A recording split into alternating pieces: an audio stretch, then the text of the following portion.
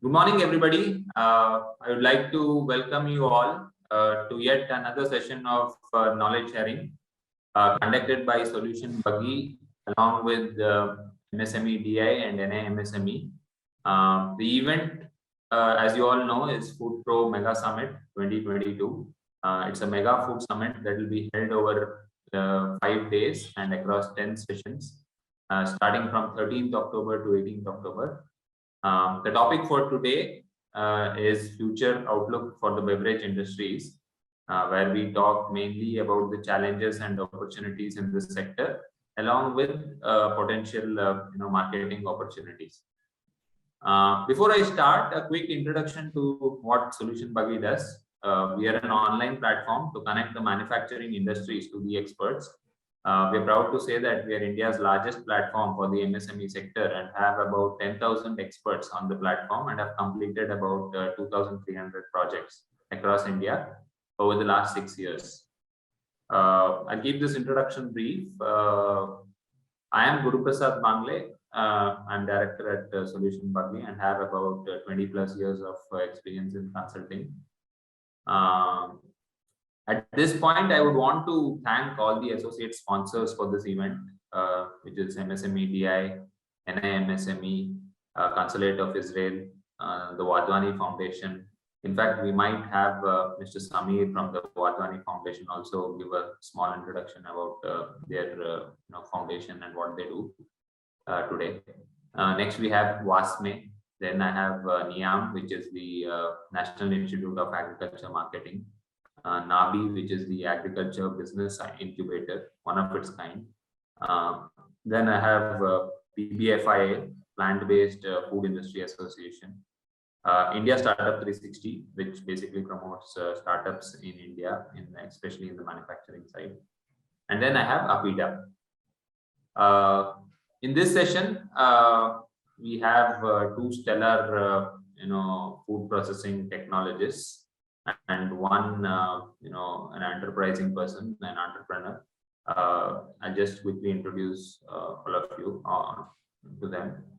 I have Mr. Anand Kulkarni, who has 19 years experience in business consulting and market research. He's worked with global consulting companies like Frost & Sullivan. He himself has been part of 2 startups till date. He's worked with the third large scientific publishing house, Springer, and responsible for setting up their market research and web analytics business in India. We welcome you, Mr. Raman. Thank you. Yeah. Next, I have Mr. Shoaib, who is an entrepreneur and he's the head of marketing at. Hello. Are you able to hear me? Yes, yes. Yeah, okay. So Mr. Shoaib is an entrepreneur himself, and he's the head of marketing and sales from Salute Beverages. So the different types of beverages that they are coming out are mostly on the alcoholic side and also the ready to drink kind of beverage sectors. Fairly new company. Previously, he was telling me they started during the COVID period itself. So quite a challenge, I must say. He spent 15 years in the field of sales and marketing prior to this, and has been able to take up the challenge of getting a new brand into the market. Basically, he's an outdoor person and has very good connects with the nature.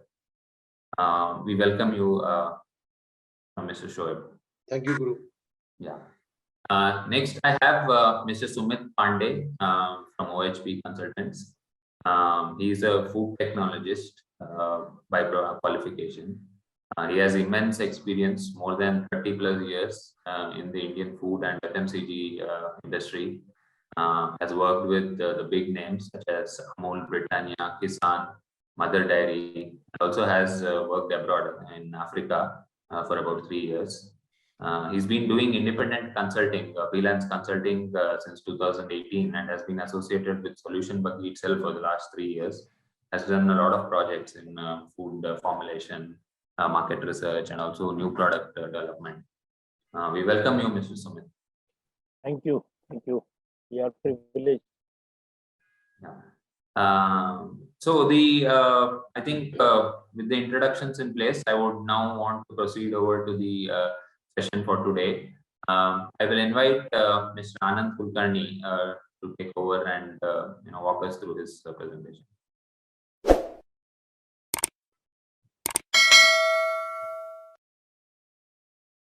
Yeah. So good morning, entrepreneurs, and let's go on a journey of exploring new business opportunities in beverage industry. Could you please next slide, please? Hello. Yeah. So the industry is classified based on two entities. One is the National Industrial Classification, where they have done the classification based on the products. So that is something we can understand. There are two things. One is the classification of industry by National Industrial Classification, and the another is by the market itself. So if you look at and we specifically will be more talking on the non-alcoholic beverages part. So the industry is divided into soft drinks and the mineral water and the bottled water. And then again, it is divided into 5 major sub products. So aerated and the mineral water and the soft drinks and the non-alcoholic flavored and the synthetic and the syrups. So these are the major classification by National Industrial Classification. But if you look at the industry, if you look at the from industry part, then the classification is quite different. So if we move to the next slide, we will be able to understand how that industry has been classified. So it is more of a simulating, refreshing, and nourishing, because the trend in the market is defined by these three more specific classification. So we talk about the simulating, which is tea and coffee, which can be hot or the cold part of the cold classification. Refreshing is water, syrup, squash. So like water also, there are more classifications. It is normal water and the sprinkled water and the flavored water. Syrup is again the same thing. The squash is again, it can be a flavored or it can be a natural flavored. So that is something we can understand. And then nourishing is the juice and milk based. So these are the major classifications done from the market point of view. So if we are understanding to enter into a market, then these are the major three classifications done according to the market. So can we move to the next slide, please? So when we talk about the non-alcoholic beverage sector, the production, the product is the one part, but then there are supporting industries which play major role, or which gives you more opportunities to be a part of this huge non-alcoholic beverage sector. So it comes into the raw material part of it, the contract manufacturing part of it. You can be a part of distribution, even you can be a part of infrastructure and the packaging also. So all these supporting sectors play a major role in this beverage sector as well. So you can be a part of the own product, or you can be a part of the supporting sector as well. The opportunities are tremendous. If you look from the packaging point of view, if you look from the distribution point of view, or if look from the raw material sourcing point of view.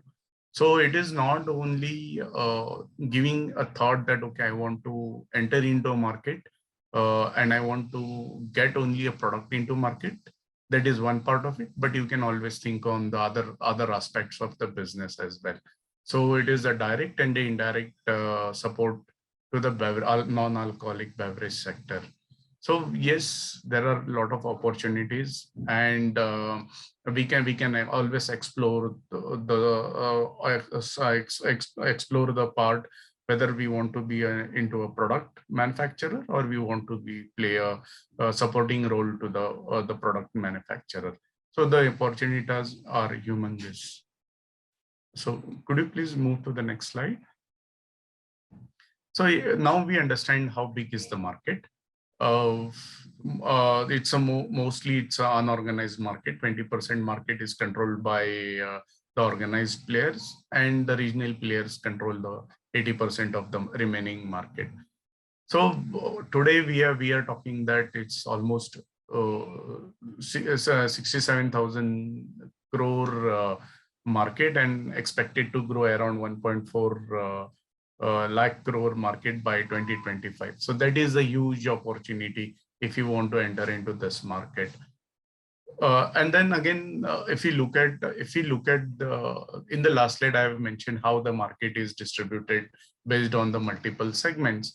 So the bottled water is showing a huge rise, or the huge growth. If you look at the expected market in 2018, and if we look at the growing part of the growth part of it, 500 ml segment is showing a huge rise, a huge growth in the market. Why? Because of it is easy to carry in a small bag. Individual person can easily carry it. The cost part also plays. The disposable also plays an important role, and the which can always control the wastage of it, the wastage of water and wastage of money, wastage of the plastic as well. So the 500 ml is also playing a huge part. Carbonated soft drinks contributing to the highest level, but it is expected to come down in coming next 5 years because of various aspects or various reasons that can be like the people, the generation Z is more towards health, becoming more health cautious. The taste has changed. The preference has changed. People are becoming more health cautious. The preference and all those things are playing important role in consuming the carbonated soft drinks. So looking at these aspects, the market is getting, and market for carbonates is will see a negative growth in next 5 years. Again, coming into the diversifying part of it, many major companies which are into carbonates are entering into bottled water and juice as well. Few are introducing sports and energy drinks as well. So the market is diversifying because of the change in taste, change in flavor, the demand, and the growth of the majority of the preference of Generation Z. So all these things are playing major part in change in demand, change in terms of volumes and value, in terms of segments, and in terms of consumption also. If you look at the per capita consumption in 2019, an individual was consuming 24 liters a year. But again, with the change in the preference and the change in the market and the change in diversification, it is expected to grow almost 50% increase to the current consumption. So it is expected that by 2025, people will consume almost 30 liters per person per year. That is something which is expected. So that is how it will look at. Second thing is like if you look at the mineral water, regional players are controlling the major market. And every 100 kilometers you will find a new brand in packaging water or the mineral water. And again, the 200 500 ml and the 250 ml part is playing a major role in the growth of mineral water. So that is how the industry is placed.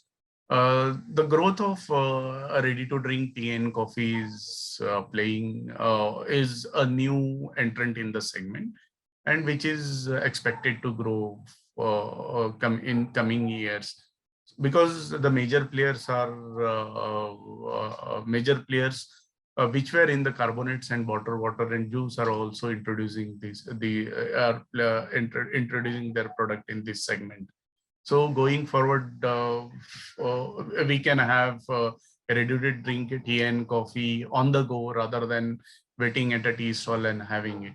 So that is how we can see the change in even e-commerce is also playing a huge role. Pandemic has shown the way, and again that the trend is carrying forward. So this is how the industry is growing. This is changing with the trend, changing with the demand, changing with the growth also. So that's how the industry is placed in the market. Could you please move to the next slide? Now, how this industry is promoted. There are mega food parks, agri-export zones, cold chains, and food processing clusters across the India. So they are playing major role to promote this industry, promoting or encouraging micro and small SMEs to be part of this journey. And this will help the complete supply chain and the value chain to play the crucial role in the beverage industry. So the core industry and the ancillary industry is going to grow exponentially in next 5 to 10 years. Central government policies, state policies are also helping to get a lot of people into entrepreneurship, whether it can be a micro, whether it can be a medium size, but yes, encouraging people to get into entrepreneurship is there in the back of mind for central and state agencies. And the result is promoting mega food parks and the export zones and the cold chains. So infrastructure facilities also been made available so that entrepreneurs don't face any kind of challenges. Even we look at the revenue growth and the drivers for the growth. Social media and digital marketing is playing major role in promoting the products. Rather than looking at the products at the print media and the over the shelf or the promotion or at the shelf counters. So yes, that is another area for entrepreneurs to look into if they want to grow exponentially or they want to make visible their products in the market, whether they are the new players, whether they want to enter, whether they want to explore market. Social media and digital media will be playing a crucial role in the market.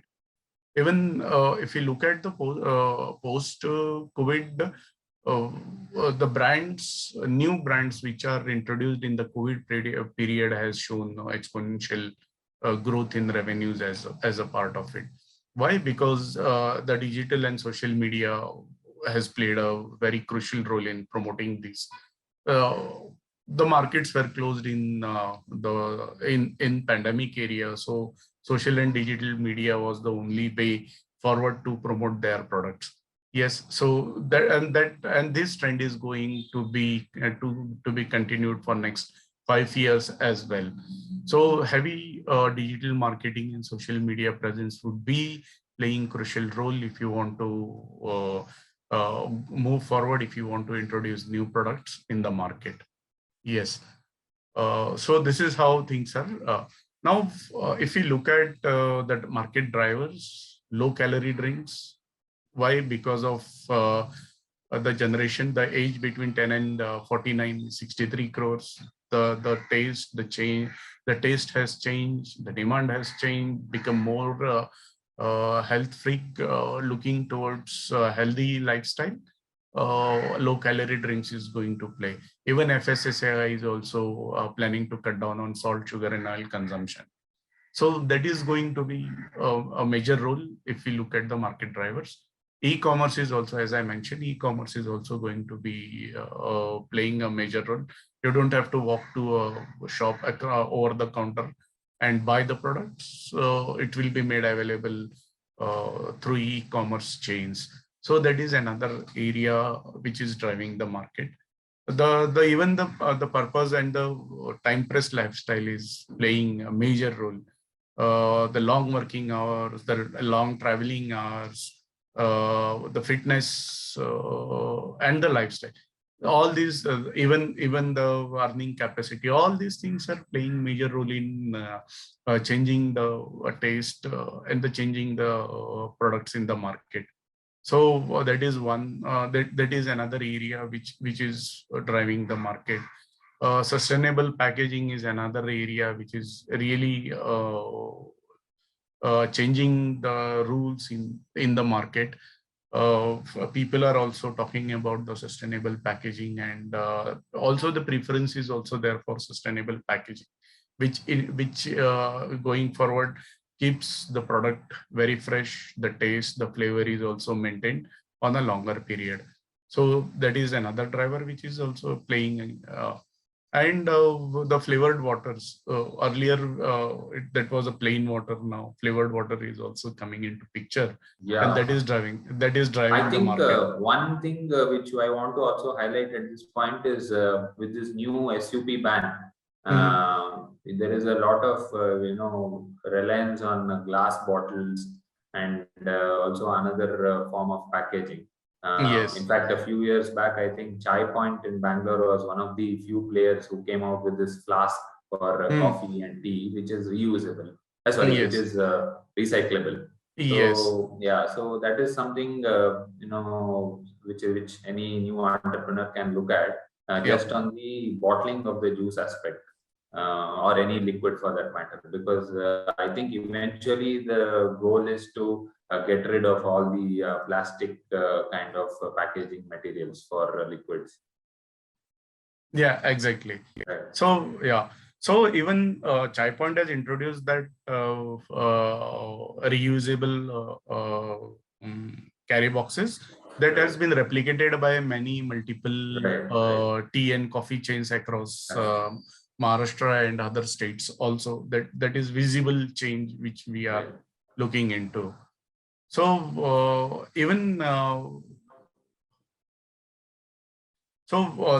is these are the major market drivers, and which if you want to enter into market, then the other 6 areas also we have to look into. The promotion part of it, the affordability in the sense, the placement of our product, whether we want to place into a premium product or we want to be a generic product, giving access to everyone in the market. So that is something which we have to think into when we want to enter into a market. Availability, again, available to all across the pan India, or making it a very limited access to people, making it a premium. Sustainability, yes, the packaging plays in the plays very crucial role. The quality of the product always is the first point of contact for consumers. So highlighting the quality aspect is very important, and the convenience, the carrying part of it, whether if there are certain bottles which you open, you cannot close it. That is another area which has been looked into when people look at the convenience. So these are areas which always we have to look into when we enter into a market, and which want to drive the market as well. Can we move to the next slide, please? So if you are looking for the opportunities entering into these markets, then yes, ethnic beverages, organic juices, cold pressed juices, this is the demand in these 3 categories is huge. The market is also huge for these 3 areas because of the population, almost 60 crores population falling into 10 to 49, which is always looking into having a very the traditional ways of beverages, or the flavors, or relating the old fashioned beverages to which is expected in new packaging kind of thing, in new packages.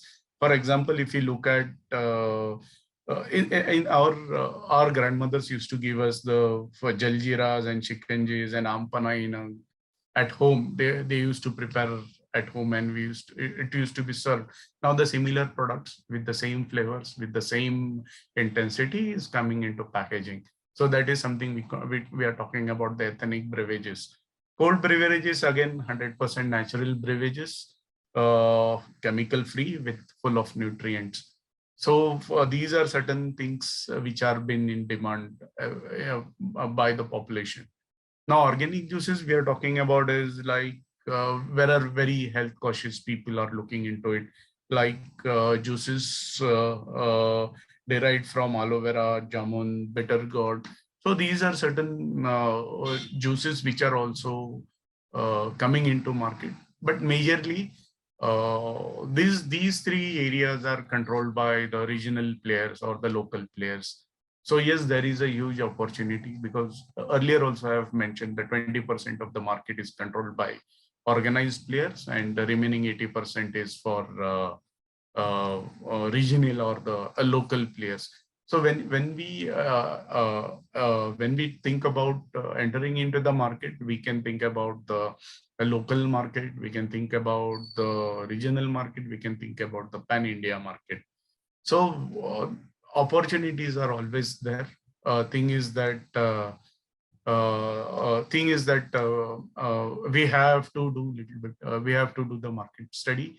We have to understand the financial capacity, and a lot of things comes into picture when we think about the products we want to choose and we want to enter into market.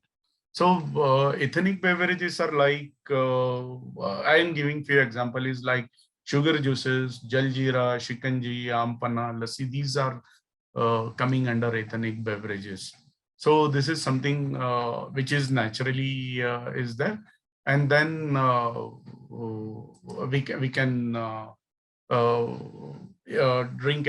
These are the shelf life is little bit. The shelf life is very limited because of no concentrates or no other things are included into it, mixed with it. So the shelf life is limited. But yes, the segment in this beverage industry is on a growth stage. Especially when this COVID struck, I think there were a lot of immunity-based drinks which came out. Yes. In fact, we had a company come to us who wanted to make kadas, or the kashaya, what we call. Yeah. So they wanted to, and they have fairly succeeded, because they have come in with a new model called a subscription-based model. So what they say is you need to have this for 3 months, to get to increase your immunity, or to increase your to better your heart, or to get your diabetes to a controllable level. So some some unique concepts that they have come up with. And these are all very, like how you said, very ethnic beverages, what our grandmothers and people at home used to make. Now this is being bottled in a 60 ml kind of shots. Yes. And there is like, you need to take this 3 times in a week, or 4 times a week, like that kind of this one. So a very unique proposition. I mean, it's still at a very basic stage. They just come into the market, but we need to see. I mean, this could be a new market, like how you were mentioning. Yes. So basically, for ethnic beverages and the organic juices, local players are controlling the market. The big players are also exploring the market, but the distribution challenges or the freshness of the product, that is something is playing a major role in the local market. Yes. Can we move to the next slide, please? And Anand, I think we'll have to hurry up a little. Yeah. So quickly, I'll conclude with this slide. When we talk about entering into a market, yes, these are the few things we have to take care of. The product identification is very important. Can we move to the next slide, please? I'll explain in detail. So the important thing is identifying the product and understanding the market. These are the two major areas we have to think when we want to enter into a market. So the understanding the market will help you to identify the product, and it will give you it becomes a proof of concept whether I want to enter into this market with this kind of product, or the market research person or the solution buggy helps you to identify the market on various parameters, which we have to address when we want to become an entrepreneur. Then once we identify the product, we have to understand the competition and how industry works, the technology part of it, the distribution part of it also. So all these things comes into the picture. Once you understand these three things, then the final report, then the detailed product report is required, where we think of the financing, forecasting, people, and the four major pillars of the industry. So once we understand all this, then we go to a production and then we enter into a market. So these are the six broad major steps we have to think when we want to enter into a market. Again, we can break down these six major steps into a micro level, and this can be done with a in-depth, in-detail study about the product, the market, the financial part of it, the competition, and the distribution part of it. So all these things comes into a picture when we want to enter into a beverages. So I think I have covered major part. Yeah. So sure. Yeah. Thank you, Anand, for giving a very in-depth understanding of the beverage sector and how it works, who are the major players, and for an entrepreneur who is considering to get into this, what are the next key steps that he has to take. Yes. So thanks, and maybe you can hold on, and when we have the Q&A, we can again revert. Now I would want to call in Mr. Sumit Pandey, who will be able to give his understanding of the beverage sector and also an overview of how the market is performing. And I would want Mr. Sumit to take over from here. Good morning, all. Hope I am audible. Yes. It was an interesting session which has gone through the Anand. And of course, for me to come into the beverage outlook kind of study, I will say it was first of all, it was not my choice. I was looking for F&B, but I was told to connect with the for the beverage thing. I said that, okay, what SolutionBuggy is looking from me, I will definitely. So this me do a deeper research, and I put it across as a myth breaker. I will come back as we go on. Now, when we say beverage outlook, the initial surface data shows that there is a growth overall. Despite that, people see that there is a negative sentiment about carbonated beverage and blank sugar and all those things. These things, but as we go along, I'll share with you some numbers which says that it is growing, and it was growing during COVID also, which requires further deeper research to understand. Yes. On one side, can you come closer to the mic? Me? Uh-huh. Yeah. Is it better now? Yeah. Now it is very good. So coming to the when I started doing a deeper dive into understanding the various category, why people consume beverages, what is the consumption behavior, what happens, in what situation people are buying the drinks. So one top of the agenda, it comes for any entrepreneur, the kind of this carbonated, I call it as a CSD beverage, means carbonated soft drink. This beverage availability makes a huge lot of difference. Huge lot of difference. Anybody is, I am feeling thirsty, I want to drink something, and then I am intending to have something which is healthy and all those, but the availability will be under question. Many a times it is available not, and many a times it is market centric. But this CSD beverage, you drive down on the highway, you go anywhere, you travel in the train, you go railway station, you go to any, I will say, malls or movie theater, everywhere you will find this is available. Even you go to the restaurant, there is always arm to ask a question once you are ordering your food, anything to drink. Now, this anything to drink will make you, compel you to order. These consume, this is rather dominating the consumption behavior. And anybody, entrepreneur, if he is looking for, he has to, may not be pan India, but he has to be making ensure the availability, which is key, which is key. If I need to, I should get it. I should get it. Another thought is about the sugar and no sugar. People definitely are concerned about the blank calories and they look for the no sugar.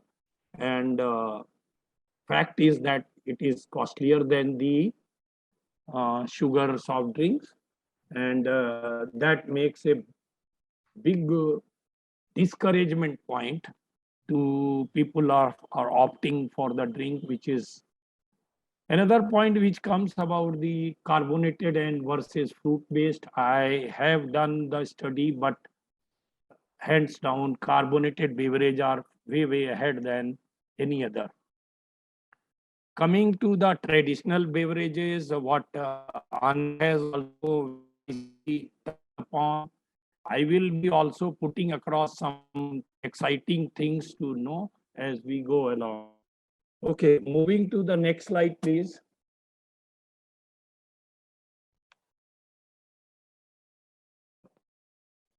So here is the first myth breaker for me. In Indian soft drink market, value growth is 9% CAGR, and volume wise it is 4%. It is currently estimated 2022. I could see somebody was asking on the chat that it is old figures available on the Anand's presentation. Let me put it. It requires real. We are not very grown up in the industry. What happens to study any such data? It requires really difficult to search and find out the right source. There are a lot of startups happening. I will say some startup will sometimes think about the food doing this kind of research only, which is equally important. So on my deeper dive, I could find that 2022 is currently soft drink itself is a $3.36 billion market, and it is growing. It is growing volume wise, value wise in all segments and all sections and all that. As Anand has rightly put that it is per capita consumption in India is 24 liters. I am putting it another. We are still 1/20th part of the US, which is way ahead in terms of. So on one side, if the discussion goes on towards blank calories and health conscious drinks and all that, but the fact is that carbonated soft drink is growing in terms of value, in terms of volume growth. Value growth doesn't excite, but the volume growth is happening, which is a significant. And despite that, there are lots of unorganized market whose data to search and find out is even difficult. Of course, FSSI is putting a lot of pressure in terms of sugar reduction and putting at a rating of the food and all those things. But this is still on the table of discussion. It is yet to see how it goes into the market and how the industry takes it. And we as a consumer could see some choices available, that if I am looking for something which is healthy, how I will get that. Right. And also, I think a few days back, we were reading about article about a carbonated beverage called Bindu. So it's basically a jeera-based drink, available mostly in South. So although it is carbonated, it has a perceived health benefit because it says jeera se banaya hua hai. So there is a, it's a very thin line. So I think, and that market is available only in India, because outside obviously nobody will look at it. But in what India, is it's happening? a huge These are treated as a digester. I will come to that. This is another vertical on the, I will say, non-conventional beverages, which is now up and ready on the regional, through the regional players only. Can we move to the next slide, please? Just a minute. I be on the first slide. From the viewers, I just wanted to have one poll done. What is their choices about the viewers, listeners, to be on cola and non-cola? What is their single choice? How it happens? Let's know this fact, which is non-cola definitely is a healthier drink. Just 30 seconds. To all those who are not viewing your screen, you have a question on your mobile or on your laptop, wherein Mr. Sumit wants to just get your opinion on or your view on this question. Kindly answer it. It will be on your screen for the next 15 seconds. Maybe you can take a look at it and answer.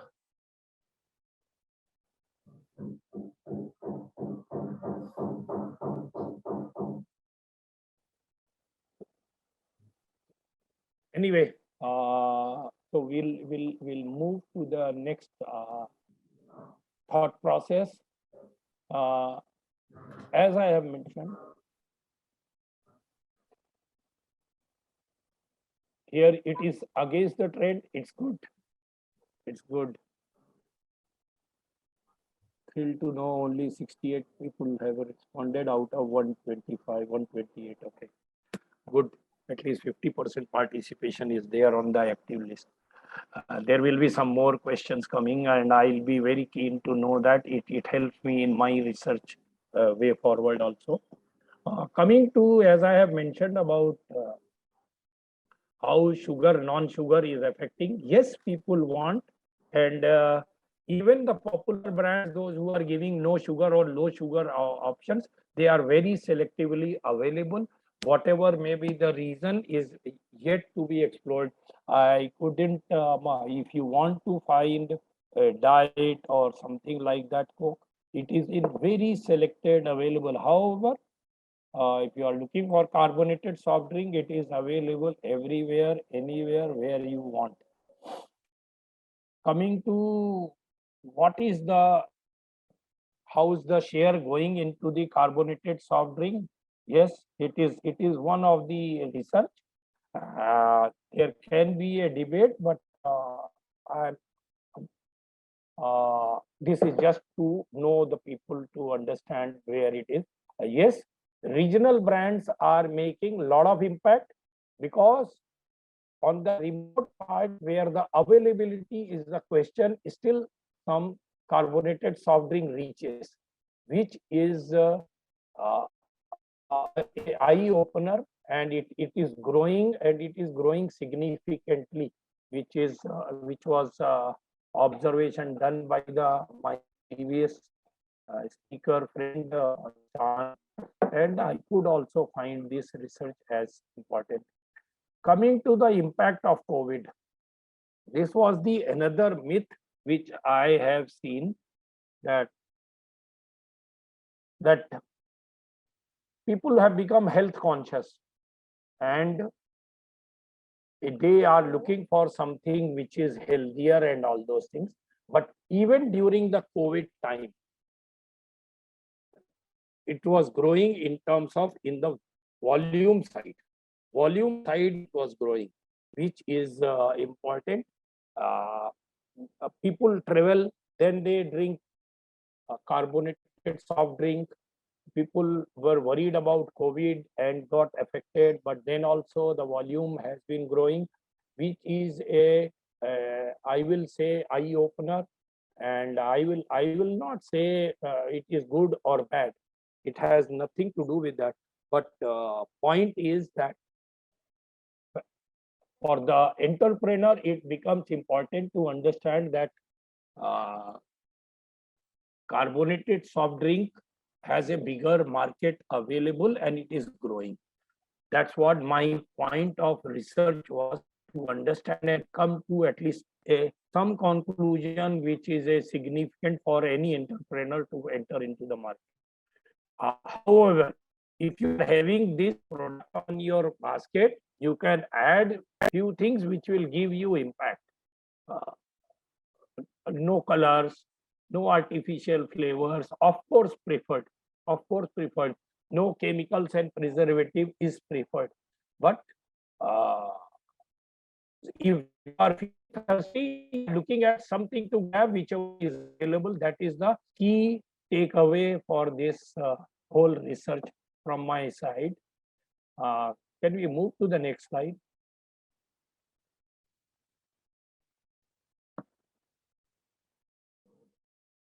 Sumitji, about 10 minutes more. Yeah. I am having a very precise one and it will not take much time. So this was another study to, as I have said, it is a myth breaker. I have tried to understand customers' behavior also, to study that why they look for the drink. Sometimes they even opt for no sugar drink, but then also they are compelled because they need it and they are finding it, whatever is available. So availability becomes an important, very, very important factor. You can keep your selling area small, but you can make your product available for a larger masses. That is what is key takeaway. And one more consumption pattern on the CSD drinks is 7% people are opting once in a day. However, 32% people are once in a week, and 44% people opt for once or twice in a month. So this 44% is a key market, and where people are 44 and of course 32, they are to understand that why they want to drink and what situation makes them to drink.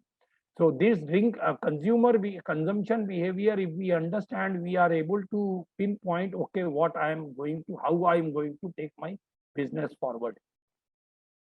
There has been 16% those who are reluctant one, like me, 16%, they 3 or 4 times in a year like that. Can we move to the next slide? So understanding the customer insights, I will just run through. I will like to again put it here very clearly what customer looks when he is looking for something as a drink. It is just thirst quencher from one side, and they want some fizziness. Some people like it, so they look for that. Any celebration, any mass gathering, there will be always this soft drink will always be available. Coming to when you are ordering a food, there you look at. Now I have a question here with the viewers, that why we take carbonated drink post heavy meal, like you are ordering a pizza, then the person will ask you, will you like to drink anything to drink, and then you opt for. So what are the viewers' choice? Please come over there. It's in a very exciting way of doing the market. Yeah, so to all the participants, kindly have a look at your screen. There is another question which Mr. Sumit wants you to answer.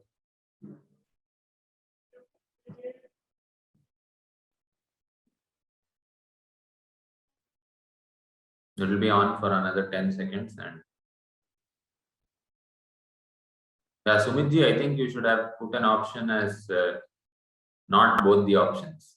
Yeah, I'm looking at, but still Right. I'm getting my 70%. This time participants are 57, not of the 60. Right. Anyway, Right. interesting to know this. Interesting to know this, and uh,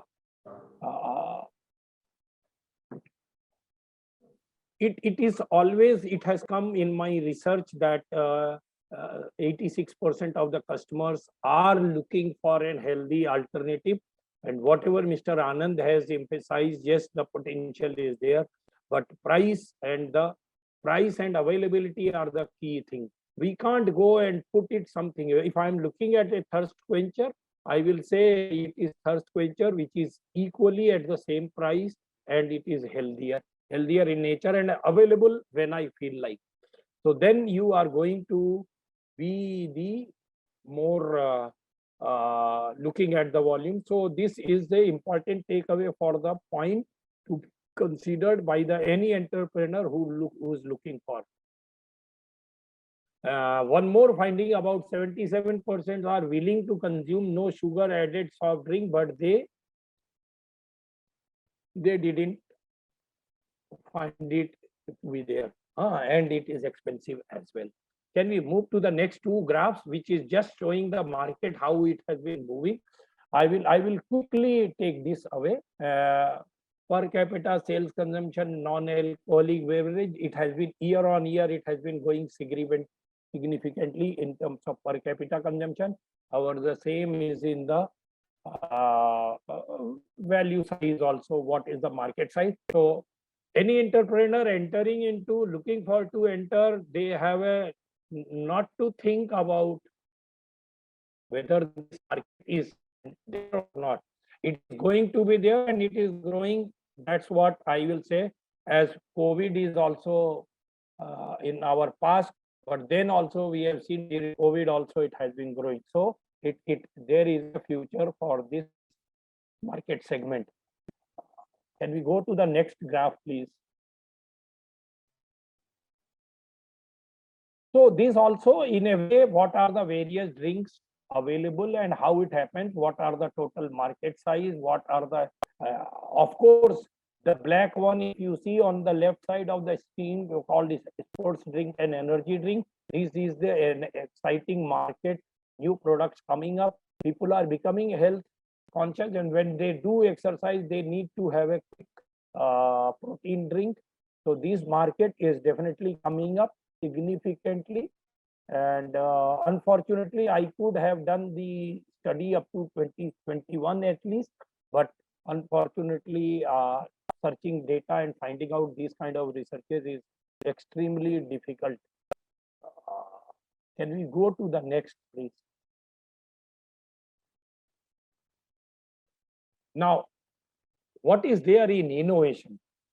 I will touch conventional beverages later. Let me tell you, Mr. Anand also talked about the flavored water. I am talking about, there are certain categories which are now new coming up, and it is already in the market. To my research, I could find even the gold water is available, and it is at very high price, which is having a health benefit. I'll take few minutes to just to explain what all is there in these water. Coming to the gold water, there are supposed to be the health benefit, not supposed to be, it's a health benefit. It gives you, strengthens your nervous system, improves your memory and intelligence.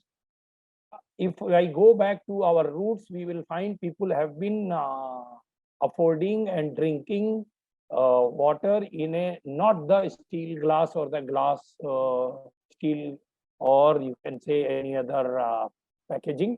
It was all brass or copper or an alloy or a gold, very rarely.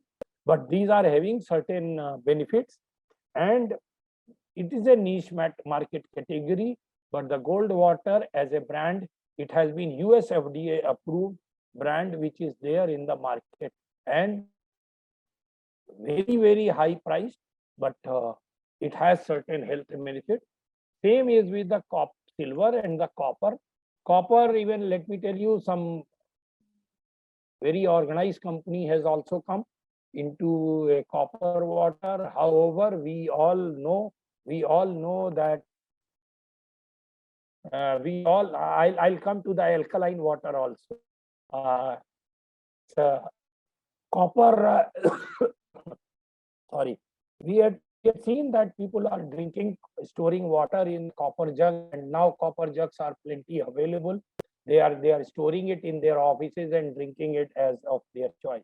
Now, coming to the alkaline water, some viewer has questioned, it is nothing but it's a water which is I will say, having pH positive side.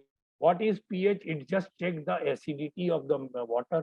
Ideally, natural water should be having 7 pH.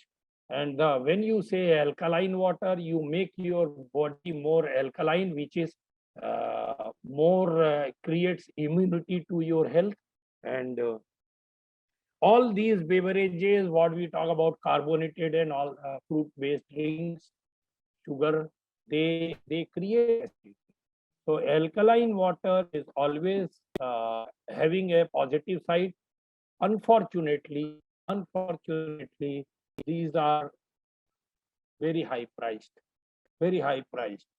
There is one drinking water, which is a brand, not Indian brand, is Evian.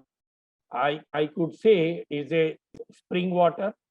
If we go and source water from Alaknanda, Bhagirathi or Gangotri, these are near to the spring water.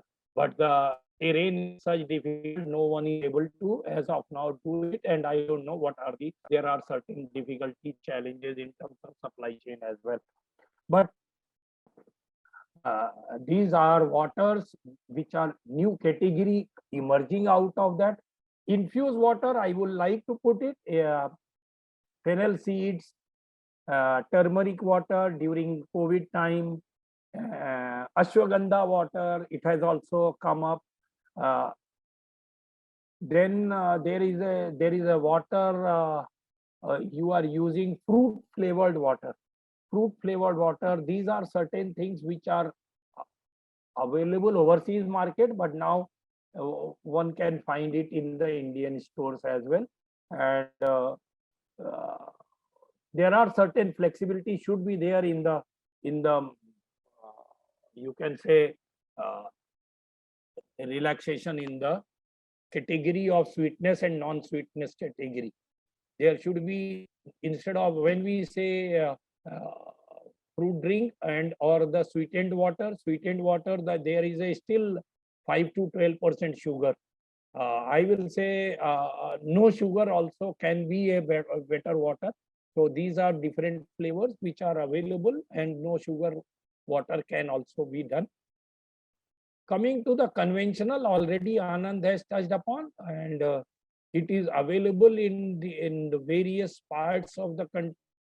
And what is more coming up nowadays? Tea and coffees. Of course, there are different segments coming. Flavored drinks are coming, protein drinks are coming, and energy drinks, of course.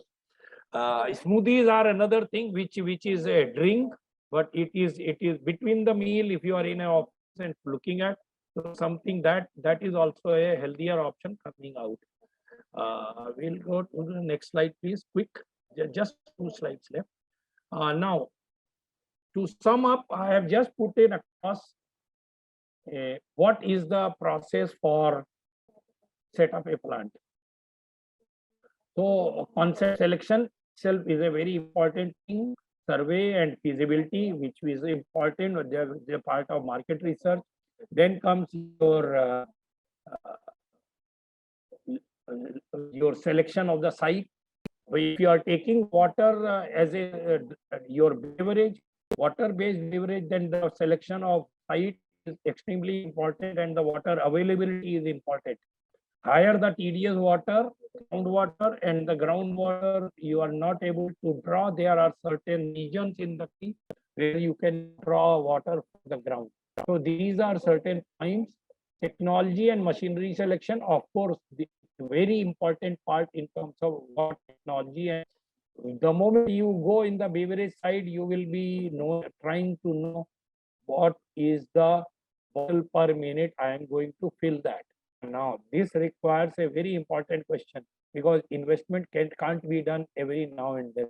So the potential of the product and then the decision on this is important. Coming to that, you'll read to the project report, submitting to the bank, and then taking out the your bank approvals. And something of subsidy, please. Carbonated drinks doesn't entail any subsidy. However, fruit-based drinks are having, and non-conventional depends on what kind of product you are going to do it. If you do if you will have any other category of product, so that will be as the case may be. That's all from my side, and thank you very much. Thank you, Sumitji. Thank you for a very wonderful session, highlighting on two important aspects. One is have the product market fit perfectly done. And the second is have your distribution channels in place. So it does not matter what your product is, it has to be available when the consumer wants it. If it is not, then you can forget that he can be a repeat customer. So that's what we take from this session. Adding to that, I think like how both the speakers were talking about a few regional drinks. In fact, we at SolutionBuggy are working with a few entrepreneurs who are, looking at bale fruit. Bale fruit, we are making a drink out of it. It's at a very initial stage.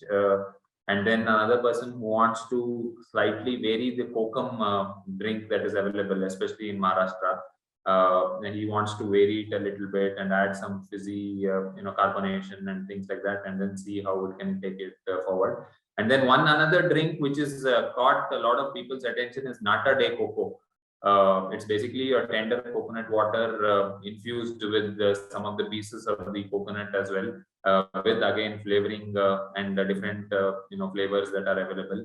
So this is something that a few people down south are looking at, where coconut is very vastly available. Again, like how Sumitji was telling, it is difficult for a regional player to scale, mainly because these drinks do not have any preservatives or any added chemicals to it. So shelf life becomes a big concern. But then people are working towards it, trying to improve the shelf life, not just by new additions to the drink, but also through the packaging itself.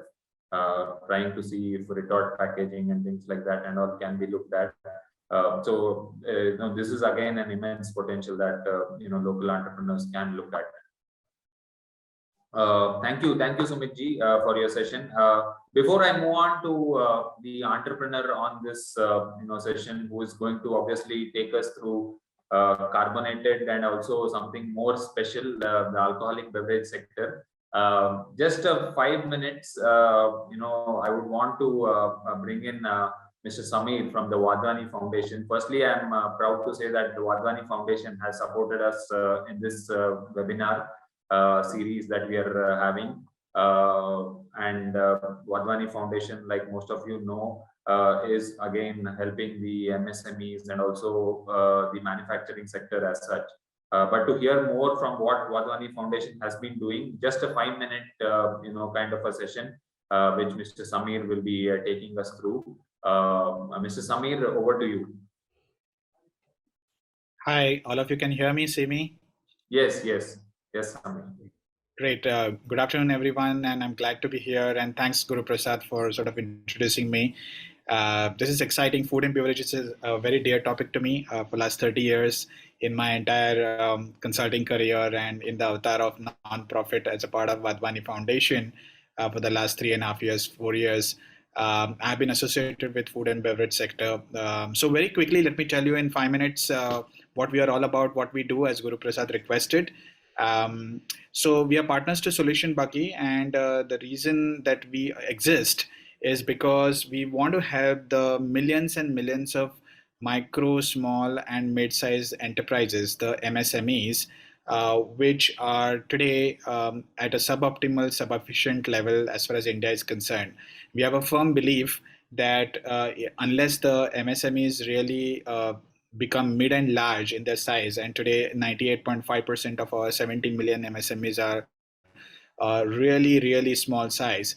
Unless they become mid-size, India is not going to realize its potential. India is not going to realize its $5 trillion dream.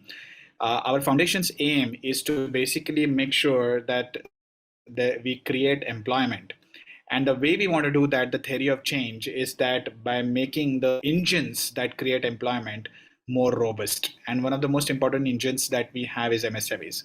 And within that, the food and beverage sector is very interesting because they account for a very significant portion of this MSME community in terms of the number of enterprises, in terms of the contribution to the GDP, in terms of the GVA, in terms of the employment creation, and also its linkages across the value chain when we think about agri, food processing, primary, secondary, tertiary, and then we move on to the B2B and B2C customer segments, both in India as well as overseas.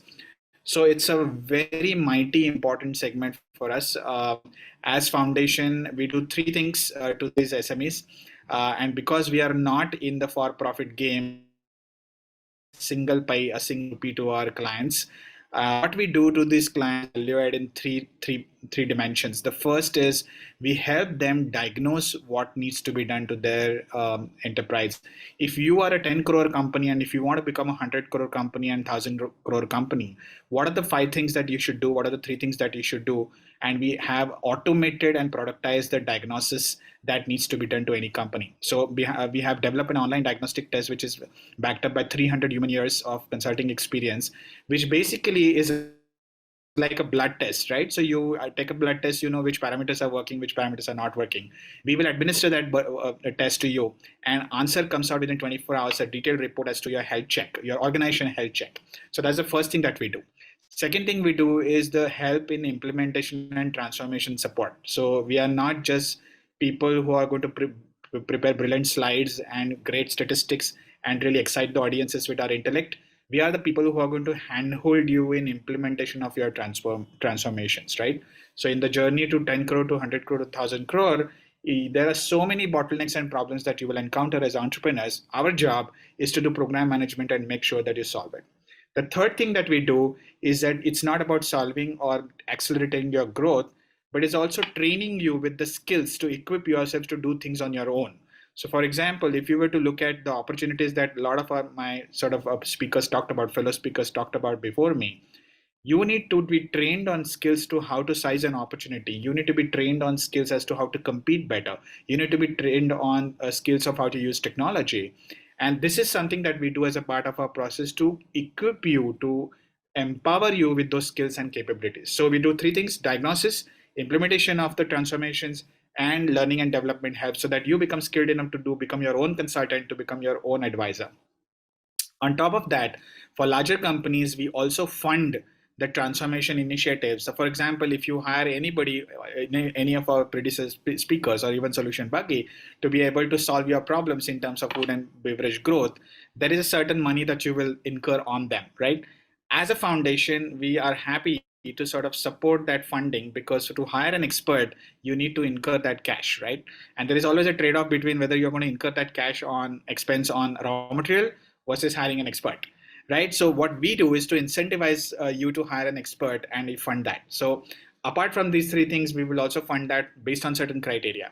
And the last thing I want to talk about before I sort of conclude, given that 5-6 minutes is the time that is given to me, is that one of the most important things that I want to touch upon in food and beverage sector, and I believe there is one more sort of occasion on 17 Guru Prasad, is that right? That we will talk about in terms of what we're going to do. Yeah, so maybe I'll elaborate there at that point a bit more.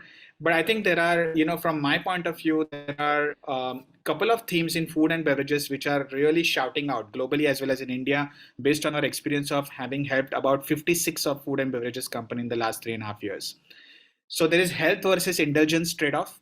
There is B2B versus B2C trade-off. There is food and agri-tech as a big theme that is happening versus traditional value chain roles. There is also a trade-off between the points of consumption, at home versus on the go versus eat or drink out.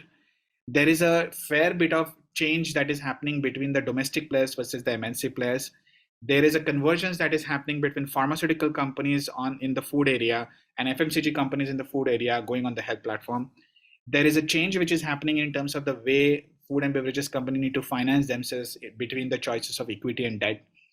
That there is a change that is happening in terms of who is being the investor. Is it the entrepreneurs like yourself, strategic investors, or financial investors like private equity?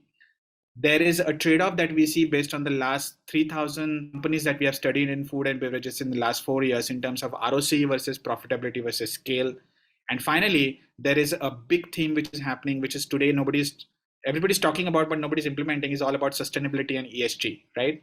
And there is a impact on the food and beverage sector there as well. So these 10 themes characterize really the overall food and beverage sector, both in India and globally. So I'll take a stop here. I'll take a pause here based on the time limit that I have. Guru Prasad, thank you.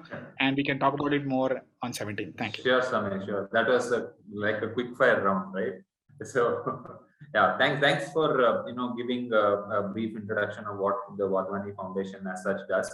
And having heard that, I think an entrepreneur on this session should have no doubts on if he has an idea, he has a person, you mean the technical expertise to start it off. He has the foundation here to help him with the the financial aspects, and then he obviously has SolutionBuggy with him to handhold him in all the aspects. Thanks, Samir, once again. Yeah. So with that, I think I would now want to call upon Shoaib, who I've been saying for the last 2 to 3 times that he has been an entrepreneur. And his first product that his company has come out with is mainly in the alcoholic sector, something which should give us some kicks. So over the next 15 to 20 minutes, I think we will pick his brains on getting to know what exactly drew him to this sector, basically, and also what is the growth story of your company. Sure. Thank you, Guru, for those kind words, and I must thank the previous speakers, Anand and Sumit and Samir, for bringing in the perspective that we are talking today about the beverage industry. So I obviously, they spoke about the non-alcoholic part of it, and I'm going to be touching base on the alcoholic bit of it. So to start with, our company, Salute Beverages, is a beverage company which is into manufacturing of alcoholic and non-alcoholic beverages. So the first product that we have got onto the market is an alcoholic beverage. So what we have done is, obviously the alcoholic market is a massive market, especially in India. Just to tell you a little perspective about it, India is the 3rd largest alcoholic market in the world. I mean, I'm not saying that we are alcoholics, but I'm saying the consumption of alcohol is huge. Its potential is huge. Even though some of our states are dry states, states like Bihar, states like Gujarat, but the consumption is massive. So the potential is massive. So when our story started way back in 2020, not very far, in the midst of the pandemic, when we were, a few friends of ours, Ajay being our main founder and CEO of the company. So we were basically toying with the idea, what do we do? And we all were part of different corporate culture. So we were like, let's do something new. Let's bring something new to the table. So obviously it came with a lot of challenges. 2019 is when we started the process. 2020 is when we implemented it, unfortunately, in midst of the whole pandemic. So we had to go through that whole process of going through that, sit and wait. And it was a waiting game that we had to play. But I think hard work paid through. So we passed that phase and we were able to launch our first product in 2021 January. So what do we do really? We are a beverage, as I said, I'm going to take it as we go forward. I will tell you what exactly do we do. So we started off as a beverage company, and today we are a lifestyle brand. So what do you mean by lifestyle brand? So not only along with beverages that we are doing, we are also trying to bring in a culture that will change the way a human being unwinds. It could be lifestyle, it could be music, it could be beverages, or it could be an overall experience that he wants to get. So we are bringing in experiences. So the first product that we brought it to the market is an RTD. Now, what is an RTD? RTD is a ready to drink. So what we did is, obviously, the few points which I noted down when the previous speakers were speaking. So they said no chemicals, they said no color, they said no preservatives, They said low calories, healthy, organic, convenience. So these are the factors that we wanted to address with our product. So somebody who wants to enjoy an alcoholic beverage, we are telling them, we are giving you an alcoholic beverage, which is in a bottle, which is giving you that all these conveniences, which is giving you low sugar, which is giving you, I wouldn't really want to say too much of healthy to it, but obviously low sugar and low calorie and low alcohol beverage is something that the whole world is toying with the idea. Now, if you look at in this space, there is something called as seltzers that is doing there's a big trend that is happening in the West. So we felt that that's what we need to cash on that. So fresh, convenient, easy to drink, gender agnostic are some of the keywords that we played along with before we got into the market. And when we were doing this, now the alcoholic segment is divided into two major categories. One is the hard liquor and one is the beer. So in between this, there is something called as an RTD, which was a small segment which we wanted to explore. And we wanted to make this as a game changer for the rest of the industry. So 2020, as I said, we launched our first product. So what we also did is that in the West, gin is one of the alcoholic segment which is making a lot of noises in the market, because there are various factors that are playing along with that, because gin is considered to be it was a Britishers drink which was got into India, and a lot of people felt that gin is something that is it tastes less, it's less on calories and things like that, because all these aspects play in this segment as well, because people are aware, because even though some people do binge drinking, but a lot of people want to just enjoy maybe a drink or two and then be done with it. So so the first product that we did was a ready to drink RTD, as I called RTD, low alcohol beverages, which is a gin based RTD. So this is the first product that we have got into the market. What we have done is we have got flavored a product which is which doesn't have color, which doesn't have any artificial sugar added to it, which is naturally sweetened, naturally flavored, and it's a convenience, like it's gin and tonic in a bottle basically, which is a very conventional drink which has been used over the last 100 years. Having said that, so that's the first thing that we have done, which is an RTD in the alcohol space. Then we are also toying with the idea of getting into the non-alcoholic space, which I think we have already discussed various aspects and things like that, what have happened so far. So bitters is the next product that we are launching into the market. Now, what are bitters? Bitters are basically flavoring agents that are used to enhance the entire taste buds of a drink. It could be, and we are one of the first company which are going to be introducing non-alcoholic bitters. They come in small bottles, they come in 50 ml bottles, and they can be used as flavoring agents to make a drink. They can be used, since they are non-alcoholic, they can be used to make food products. They can be used while baking, and they can be used in various other aspects. So this is what we have done. Now just to go back a little beyond what we have done apart from that, what we have also done is we have created a merchandise line, which we call Salute Merchandise. And we sell this merchandise online, wherein if you have seen most of the brands, when they create merchandise, like for example, I just want to mention, say Kingfisher or any of these big brands that they do, they love to mention those names on those, and nobody wants to wear a Kingfisher t-shirt. So what we have done is we have played with our logo. Our logo is very unique. It is a combination of two star signs. It's a ram and a bull.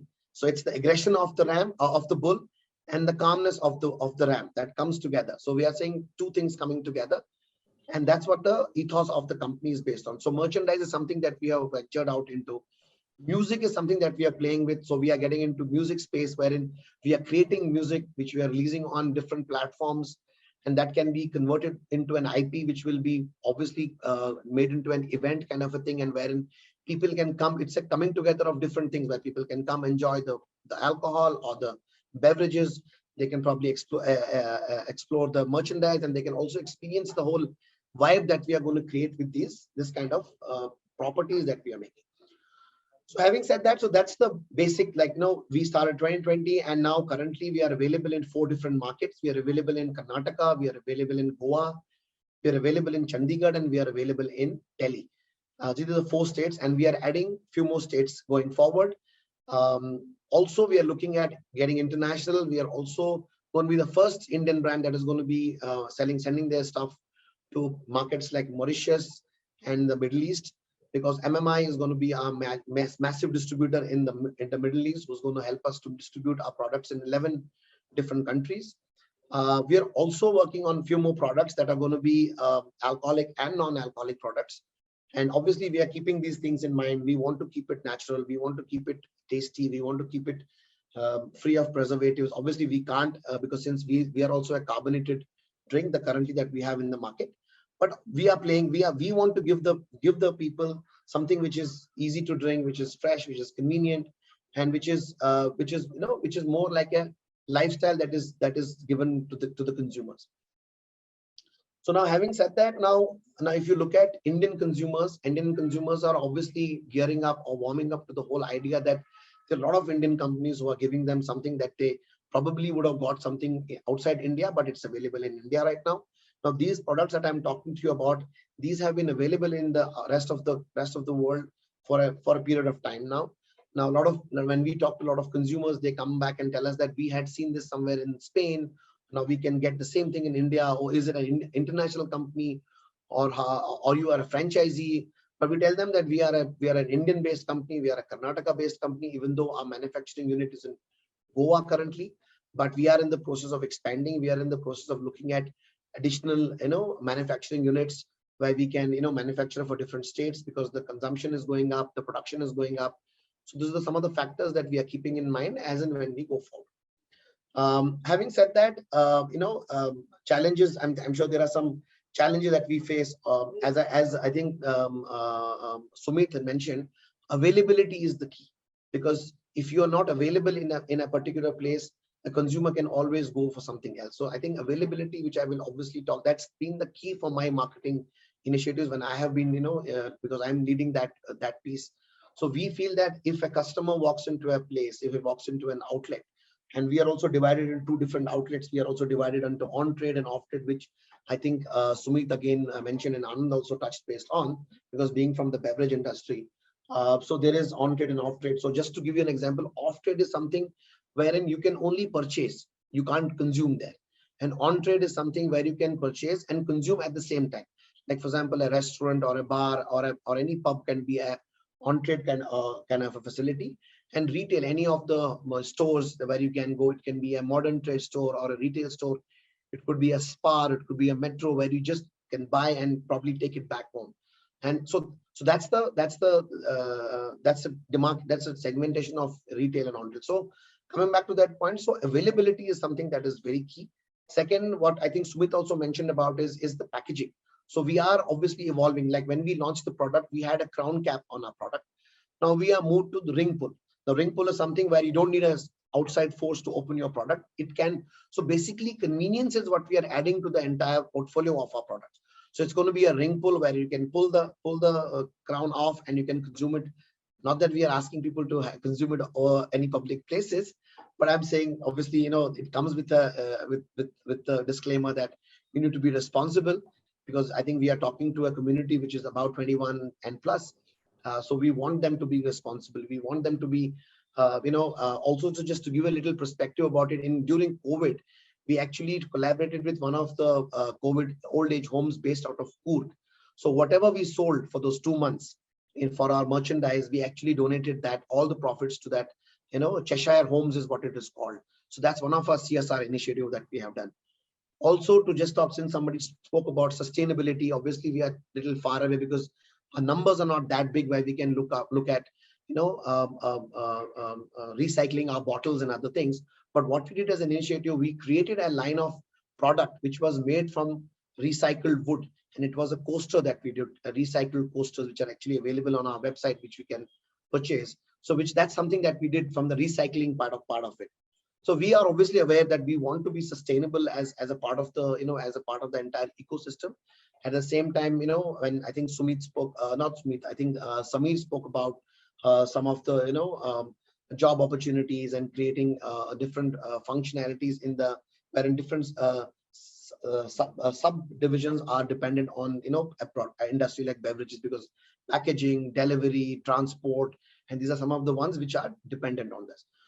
So that's something that is very crucial when we look at it in terms of the marketing, and the challenges that we have. Obviously availability and obviously competition, because we are fighting our battle with some large players. I mean, some of the largest manufacturers of these beverages in the world. So we are an Indian player. So obviously we have definitely given a run for their money. So we have been running neck to neck with them. Obviously, we might not be in terms of numbers, but we have the kind of work that we have done in the last year or so. I think it's been commendable.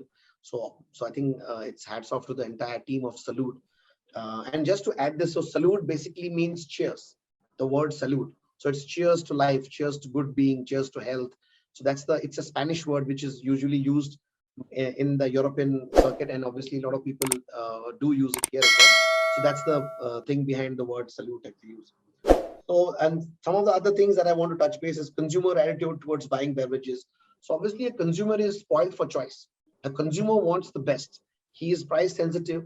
He wants, he's obviously very wary of what he's drinking. Is it healthy, or is it, even though if it's alcohol, which is obviously, there's a disclaimer to that, consumption of alcohol is injurious to health, but anything in moderation is always recommended. So that's saying that point. I think consumer is spoiled for choice. Consumer wants options. So consumer is always wanting something new. So we as a company are always trying to innovate. Like, as I said, we had 3 flavors that we launched in the beginning. We have 3 more flavors that have come into the market. We are working on few more products that are going to hit the market in the next couple of months. We're adding more markets. So the consumer is always wanting for more. So a company has to be wary of those things, that we have to be on our toes. We have to make sure that we are providing what a consumer is looking for, because end of the day, it's the consumer is the king.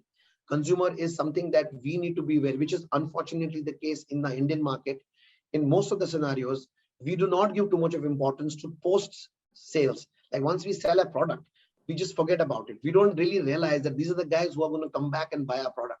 So we don't really, even though I'm not in the service industry at the moment, but I'm saying that is important. So we take our consumer feedback very seriously. If some consumer comes back and says, because obviously I'm not going to be satisfying 100% of the consumers. There are going to be consumers who are not going to be happy. So my responsibility, my job as a company and as a product manufacturer is that I listen to them and I give them that what they are looking for. I might not be able to give them everything that they are looking for, but I need to try my best at what I can do for them. So that's another field that we need to keep working on all the time. Shoaib, yeah. I would like to ask you a question, since you are Sure. already on this point. What is your pricing strategy? Is it a premium product kind of a pricing, or are you looking at affordable product? See, we are in between. We are not we are affordable premium, I would say. Like how you have and every airline has started, premium economy or premium, like Vistara has that. You have business class and you have premium. So we are there. So we want people to experience our drink. We want people to try it out. So in the beginning, when we started, we did give out a lot of, like, for example, these days, unfortunately or fortunately, social media plays a very important role for any product. So without social media, it's like, that's one of your key aspect that you need to look at. I mean, I think, and the youngsters are no more watching television. They're not reading newspapers, which is very unfortunate, because I think that was a key to a lot of success. I think I obviously don't consider myself a youngster anymore. So newspaper was something that would definitely give you a lot of, because today, nobody, like, that's the reason why I don't have no offense to anybody, but I'm saying, these days, people are so spoiled. Like today, if somebody needs, people might be already Googling and finding out what Salute is all about. They will be already telling me more what I know about the company. So I think that's the beauty of internet and the beauty of social media. I mean, people might already be following some of the speakers, or people might already looking at what SolutionBuggy is doing or what they are into. So that's the beauty of it. So at the same time, as you said, so we are we are not in the very low segment, but because obviously our pricing of product is not, we are going to get to that, because obviously the few products that we are going to be bringing in are going to be super premium. Like, for example, we are bringing a product onto the table, which is going to be super premium, that is manufactured in Manchester. That's completely international, packaged and bottled outside and imported into India. So that's going to be premium. So what we are doing here, obviously, we want to keep it, it's affordable luxury that we want to bring into the table. So, and this kind of category, obviously, there are, implications for people, like some people drink, some people don't drink. So, and some people have an opinion. As our country is an opinionated country, everybody has an opinion for somebody. Like when, in fact, when Sumit was talking about Coca-Cola, and, a lot of people do compare colas and non-colas. And the cola wars have been going on in this country for time immemorial. I think Coca-Cola came into the country, was thrown out, came back, Today it's only Coke. Pepsi is suddenly just gone out of the window. So I think that's a process which keeps going on all the time. So yeah. So yeah. Yeah. So no, the reason why I wanted to also touch base on this question is because a lot of entrepreneurs on this forum and also who come to us have products in mind, right? So now the biggest question for them is, do they, go into a cost price plus something as their pricing strategy? Because obviously being a beverage brand, a lot of it, a lot of the investment goes into marketing and the distribution. Like all last 90 minutes what we have been talking is about distribution, right? And obviously distribution, there is a lot of margin that needs to be given to the stockists, the super stockists and the distributors. So where do they draw the pricing line is where I wanted to hint upon. So thanks for that wonderful insight.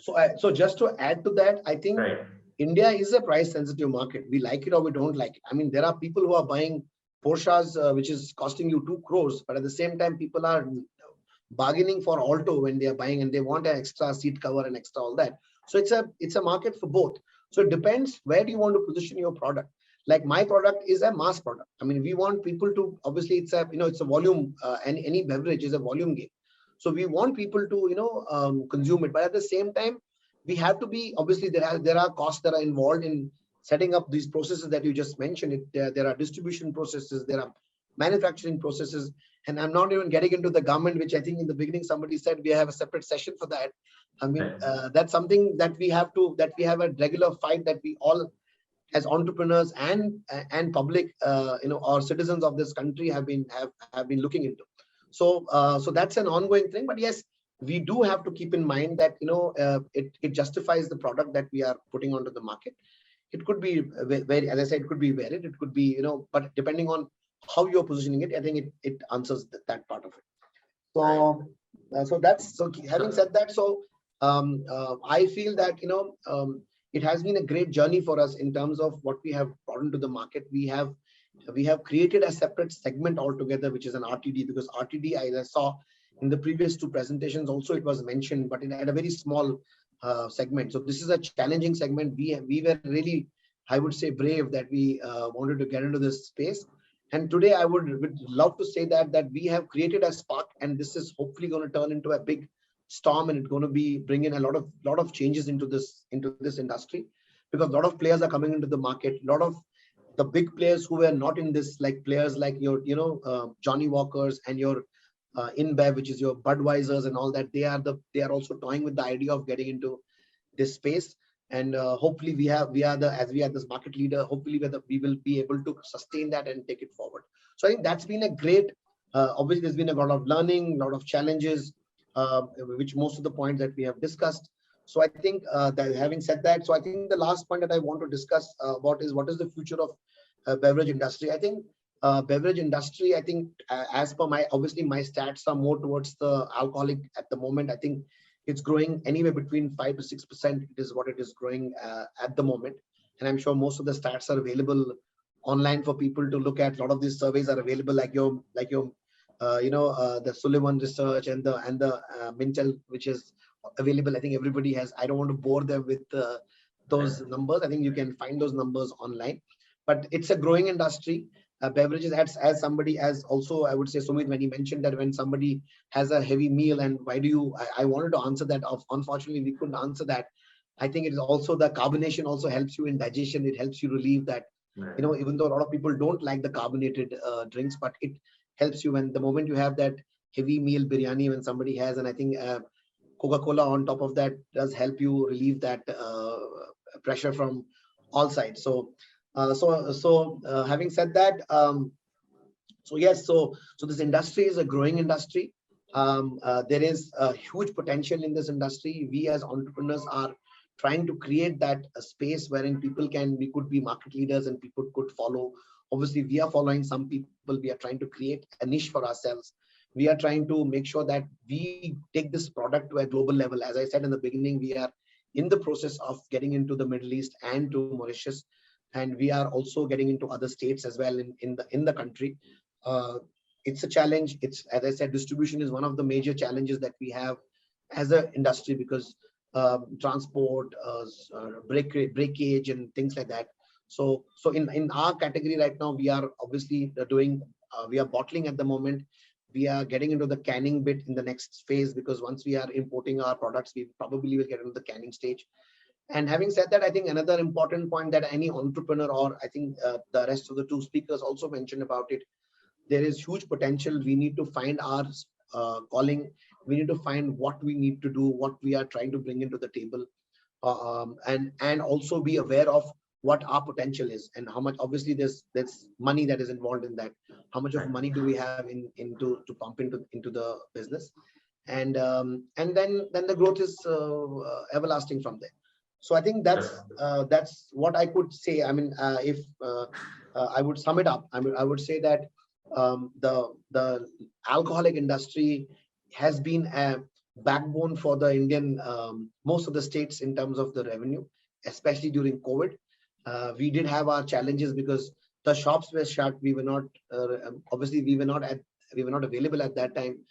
So we had our challenges. We had our expiries are there, because some of these carbonated drinks and beer, that is, or there is something called as meds, that is a new product that is coming to the market, which is an alcohol product made from honey. And there is an alcohol product which is made from rice. But unfortunately, Indian government does not allow too much of production of that, because rice being a staple food, but it is a big product in Japan. Japan is one of the largest manufacturer of that.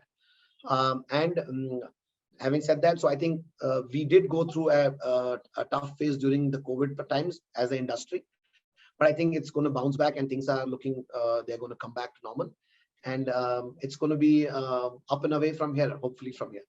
So I think that's it from my side, unless and until somebody has and all the best wishes from our side as well.